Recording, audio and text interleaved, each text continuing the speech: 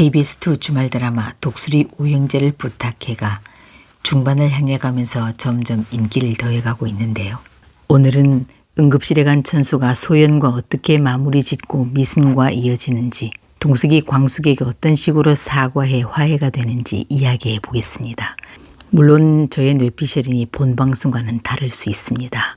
구독과 좋아요 부탁드리면서 시작하겠습니다. 지난 16회 엔딩 장면은 천수가 응급실에 실려가는 충격적인 모습으로 끝났습니다. 천수의 극단적인 선택에 형제들은 모두 놀라 병원으로 달려오고, 광숙은 맏형수로서의 참담함과 책임감을 느끼며 병원으로 향합니다. 누나 같은 형수가 되어주기로 약속했는데 광숙은 자신이 제대로 보살피지 못해 이런 일이 일어난 것만 같아 죄책감에 가슴이 무너집니다. 미순 또한 너무 놀라 다리가 휘청거려 범수의 부축을 받으며 응급실로 들어섭니다. 천수는 의식을 잃은 채 응급실 침대에 누워 있었고, 의료진은 그의 상태를 살피느라 분주합니다. 산소 마스크를 쓴 채 창백한 얼굴로 누워있는 천수를 보자 형제들은 충격과 분노에 휩싸이는데요. 다혈질인 흥수는 이를 악물고 감정을 주체하지 못한 채 터뜨립니다. 이게 다 형수님 때문이야. 나 그냥 못 넘어가. 화가 난 흥수는 소연을 찾아가려 일어서고, 광숙은 그를 말리려 하지만 그는 어느새 병원 복도를 나섭니다. 결국 광숙은 염려가 돼 그를 따라 나서며 말합니다. 도련님, 화난 건 알지만 막말 폭력은 절대 안 돼요. 두 사람은 소연을 찾아가 놀이터로 불러냅니다. 흥수는 다가서며 거칠게 말합니다. 천수영이 지금 어떤 상태인지 알아요? 위험하다고요. 이게 다 형수님 때문이잖아요. 그러나 소연은 싸늘한 표정으로 그를 바라보며 냉정하게 대답하는데요. 내가 술 마시라고 했어요? 약 먹으라고 했어요? 왜 나한테 와서 따져요? 그 차가운 태도에 흥수는 더욱 흥분해 앞으로 다가서자 놀란 소연이 뒷걸음질 치다가 발을 헛디뎌 넘어집니다. 소연은 그대로 바닥에 주저앉으며 놀이터 기구에 이마를 세게 부딪히고 곧 이마에서 붉은 피가 뚝뚝 흐릅니다. 놀란 광숙과 흥수가 급히 다가가지만 소연은 오히려 그들을 밀치며 신경질적으로 소리칩니다. 저리 비켜요. 가까이 오지 말아요. 저 가만히 있지 않겠어요. 그녀는 곧바로 경찰에 신고하고, 근처에 있던 경찰이 달려오자 소연은 말합니다. 이 사람들이 나를 밀쳤어요. 넘어진 자세로 이마에서 피가 흐르는 소연을 본 경찰은 바로 두 사람이 소연을 때려서 일어난 상황이라 짐작하고 흥수와 광숙을 폭행 혐의로 잡아가게 됩니다. 한편 병원에선 다행히도 천수가 무사히 깨어나고, 의사는 큰 문제는 없어 보이니 며칠 상황을 살펴보자고 이야기합니다. 범수와 강수가 한숨을 돌리려는데 그것도 잠시 두 사람은 좀 전 소연을 만나러 간 광숙과 흥수가 경찰서로 연행됐다는 전화를 받게 됩니다. 그때 강수에게 한보무의 전화가 걸려옵니다. 강수 씨, 지난번 아빠가 강수 씨가 취직 자리를 알아본다고 하셔서 한번 보자고 하시는데 호텔 회장실로 지금 올 수 있어요? 강수는 그래요? 근데 보미 씨, 지금 우리 집이 라고 설명합니다. 한봄은 바로 한동숙에게 전화해 강수가 지금 올 수 없는 상황을 설명하고, 동석은 광숙이 경찰서에 잡혀갔단 말에 정신이 번쩍 듭니다. 아니, 그 여자가 경찰서에?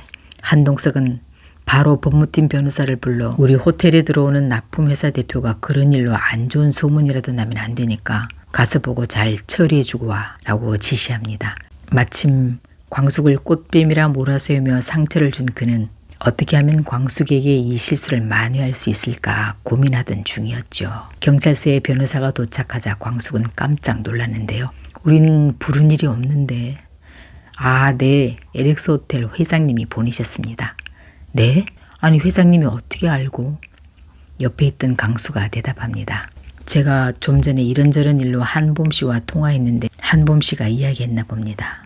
의문이 풀린 광숙은 그 전까지 갖고 있던 재수없는 인간에서 급하고 힘들 때 도움 주는 고마운 사람으로 이미지를 세탁합니다.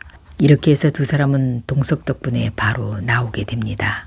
한편 병실에는 미순이 천수 곁을 지키며 앉아 있습니다. 천수가 눈을 뜨자 미순은 괜찮아? 다른 형제들은 이러저러 해서 지금 경찰서로 갔어. 잘 해결돼야 곧 온대. 천수야, 괜찮아?